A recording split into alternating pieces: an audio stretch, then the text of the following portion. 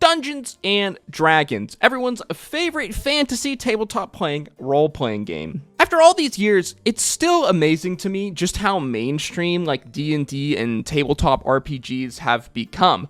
Back really not even that long ago when I was a kid, the stereotype of like people who played D&D were either fantasy nerds, social outcasts, or theater kids. And I'm not gonna lie, I think that like all three were pretty accurate descriptions of myself in my teenage years. D&D, like role-playing games in general, are kind of funny because they rely on like us humans with all our flaws, our imperfections, and our social awkwardness collaborating together to attempt to tell a story. Because of this, well, sometimes things in roleplay can get a bit awkward. Dare I even say it, a bit cringe. Hello everyone, I'm Finn. Welcome back to finnfilms. Join me today as we take a look at some of the funniest and cringiest D&D nightmare stories.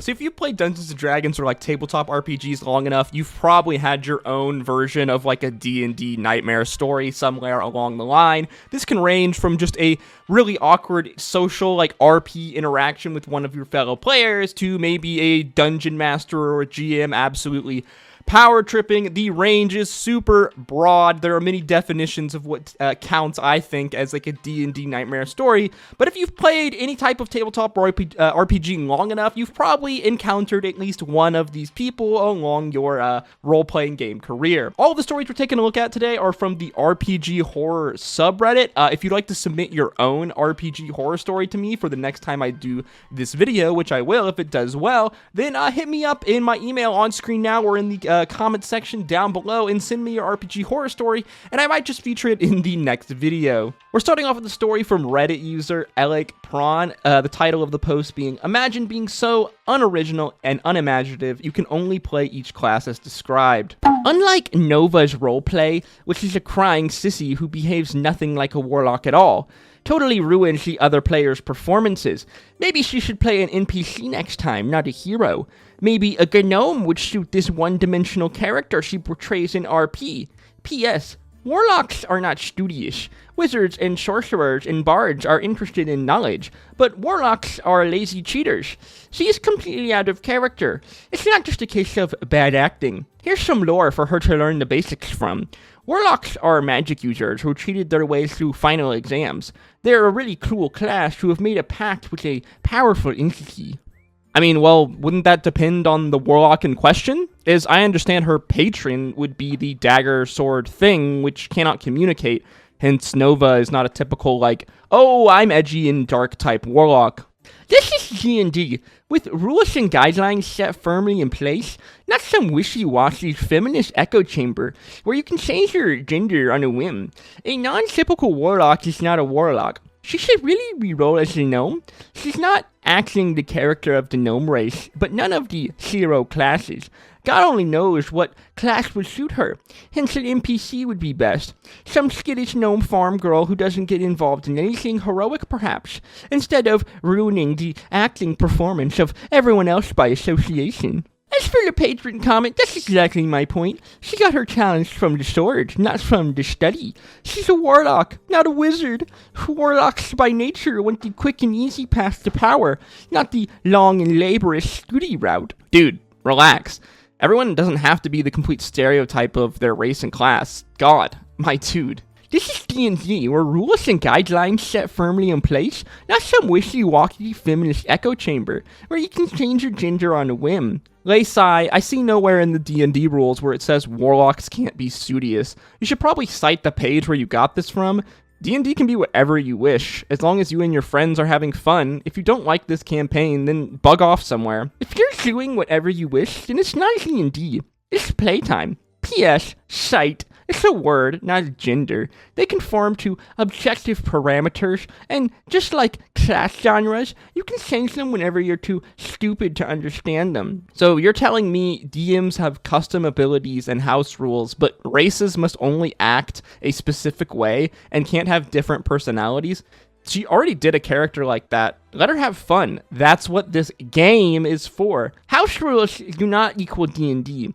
Learn to read, kiddo. We've already covered this numerous times in this thread. Kill me, bro. This type of a player, like, is someone who I feel like just fundamentally doesn't get what, like, tabletop RPGs, like, role-playing games are all about. The fact that you think that you are, like, supposed to role-play in a certain way, let alone dependent on, like, what class or, like, race you're playing, is, like, absolutely mind-boggling. Like, imagine being so absolutely daft that you think that, like, just because you're playing a certain class or a certain race, like, you have to play it that way. Like, you just have to play within the class archetypes, and that's just, like, if you're not doing it that way, you're completely doing it wrong. This is, like, a classic example of, like, an RP critic, a person who, like, thinks that there is a correct way to roleplay a character archetype or a character class, or I guess just roleplay in general. Thank God I've never had to encounter a player like this in one of my games. I have, like, no patience for shit like this, so I would probably end up, like, absolutely popping off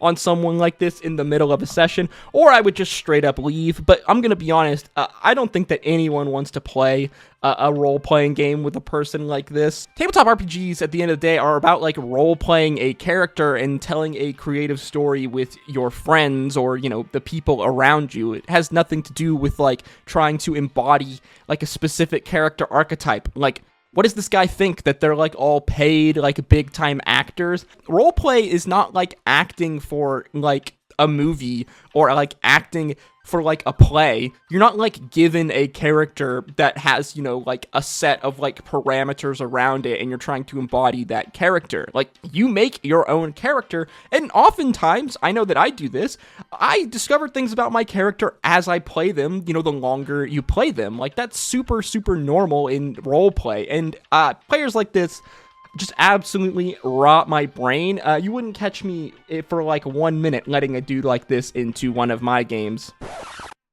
I hear you, lady. Our next post comes from Reddit user Turn the Lights Off 420 and is titled, "Now this is a horror story just waiting to happen. See if you can spot the red flags." This is from an app called MRPG. "This is a post-apocalyptic world, but has the same soul power system as Bleach."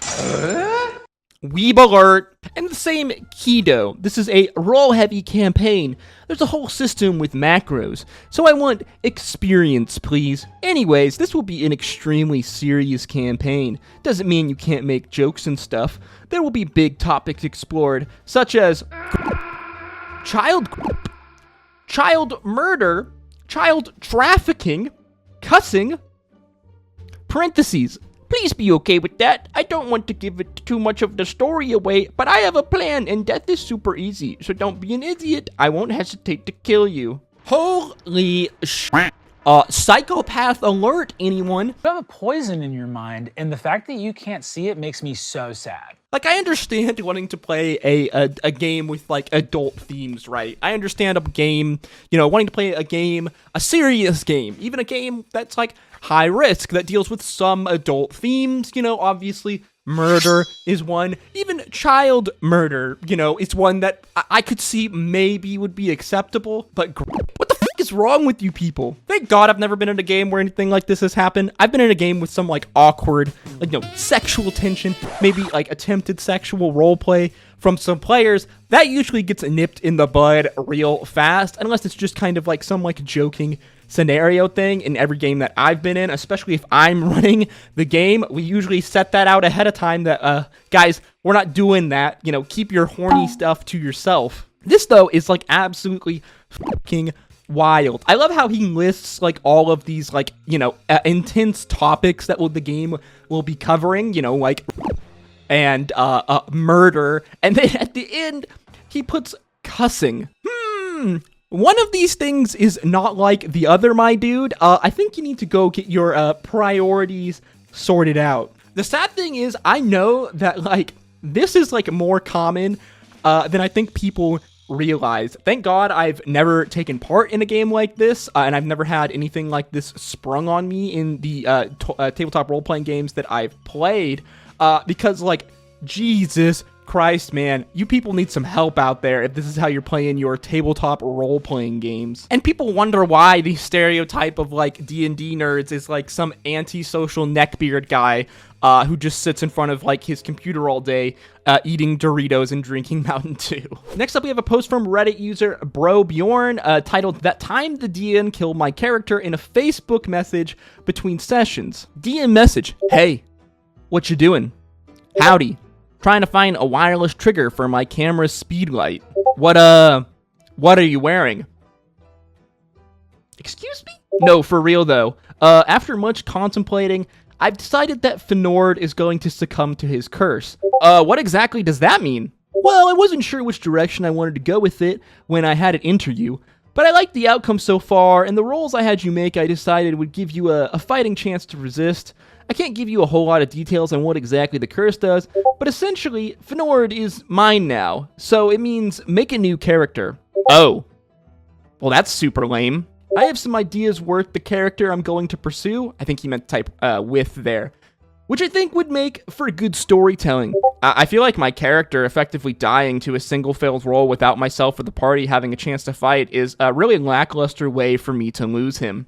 This is some advice for prospective DMs out there. Never kill your player characters for basically no reason, and never make your player characters feel like they have no agency in the world. It's probably like one of the most like defeating things as a player, when it just feels like you genuinely have like no agency, no control over your character. Basically, it feels like none of, your actions matter in RP. It's one of the most, like, for me especially, like, debilitating things in a role-playing game. It makes me not want to play at all. It makes it feel like, why does this even matter? If it doesn't matter what I roll, it doesn't matter how I RP, the DM's just gonna railroad it how they want to railroad it, and you just kind of have to live with it. If this happened to me, I'd probably like instantly leave the campaign, even if I did like the players that I was playing with. At the very least, I maybe would try to get them to come with me and leave what sounds like an absolute dog shit campaign.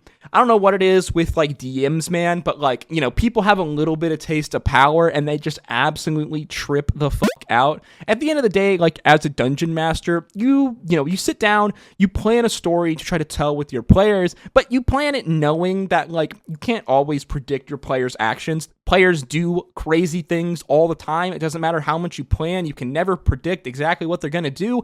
They're always going to hit you with a curveball, and you just have to roll with it. Our next post comes from the Reddit user, The Insane Dump. The post titled, "Find me that sexy priestess. Will pay in gold. Beautiful priestess needed for D&D.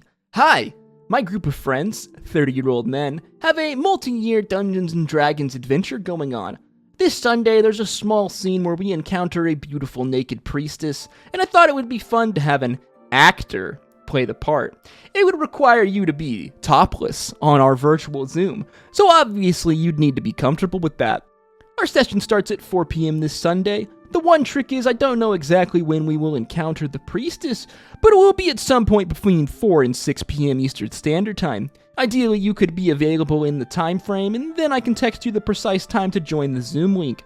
The actual scene won't be more than 5 minutes, so it won't be much time acting. I'll provide some guidance on the part beforehand. Feel free to reply with any questions. Also, if you can include a picture with your reply, that would be helpful.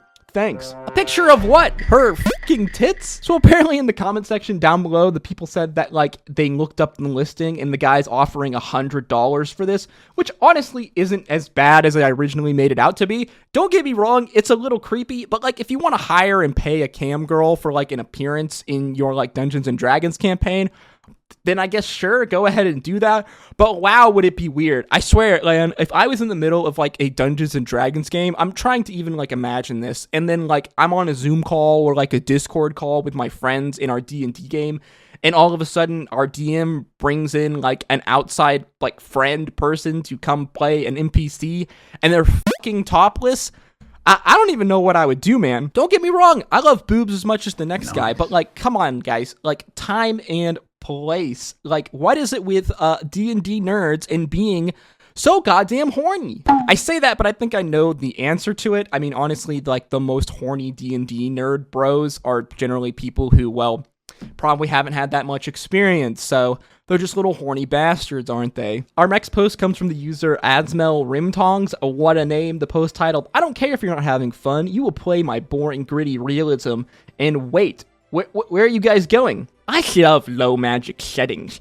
My players hate it though because they're not invincible murder hobos, but fuck them. I like when they don't just walk off nearly dying. I want gritty realism. If I wanted my PCs to be superheroes, I'd play Exalted. Why play a setting your players don't enjoy? Because I worked hard on it. I feel like this is like a tale as old as time for like Dungeons and Dragons. At the end of the day, like if you're planning on GMing a game, I believe at least you should probably plan the game with the players who are going to be in it. At, you know, maybe at the very least, give them some kind of input on the type of game and the type of experience they'd want to play.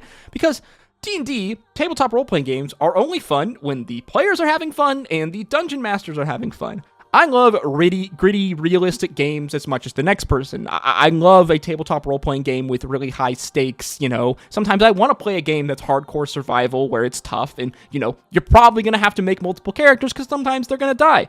Not everyone wants to play that way. At the end of the day, you know, everyone needs to be having fun at your Dungeons & Dragons role-playing game table, or it's just not going to work. And if you're a DM and you're the only one having fun at the table, then you're doing something wrong, because at the end of the day, you can't play by yourself. You need a group of players to play with. If I'm designing a game or running a game for someone, I view it as a gift to them. I want them to have fun. I want them to have input on the game style, the game world, whether that's the fact they want maybe heavy combat in their game, or maybe they want light combat and heavy roleplay scenarios.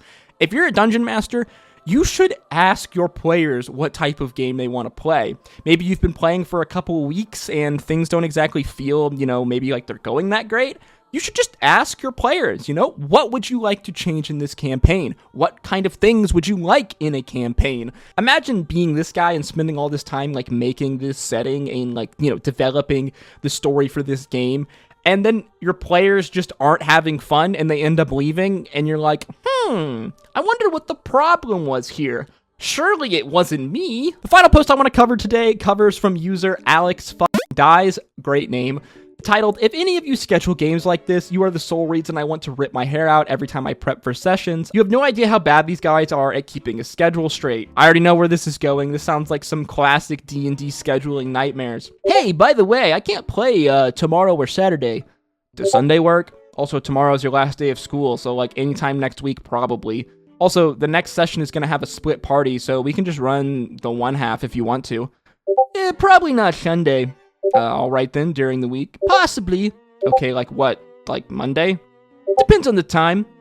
Like, what times would you say you could play? The classic scheduling issues with tabletop role-playing games. Truly the major ender of all sessions. If you've played tabletop role-playing games long enough, you've probably had a session, a game, that ends up getting canceled altogether because you just don't meet regularly enough. And there's usually always that one guy who either always ends up late or having to cancel last minute and just has constant scheduling issues.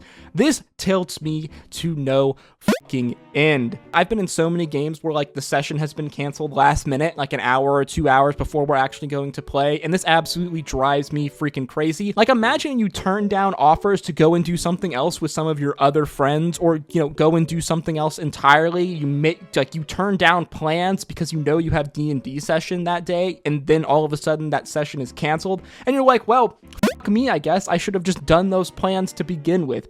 Feels bad, man. A big part of tabletop role-playing games is respect. Respect for your fellow player, respect for your GM, respect for everyone's roleplay, the story that's being told, and probably most importantly of all, respect for people's time. And yes, this was just a few examples of some funny tabletop role-playing game horror stories. I want to try and find some longer horror stories in the future. Again, if you want to submit your story to me to be featured the next time I do a D&D horror story video, then hit me up in my email down below. It's also in the description box down below, and maybe I'll feature your story on the next edition of D&D Nightmare Stories. As always, guys, if you did enjoy the video, learn something new, please make sure you like, comment, and subscribe, as that is the easiest way to help me and help put the videos into the algorithm. As always, thank you so much for watching. If you did enjoy this video, then why don't you check out one of our other videos on screen now. And as always, guys, I hope to see you in the next one. Stay safe out there, drink your water, hug your mother. Until next time, peace of.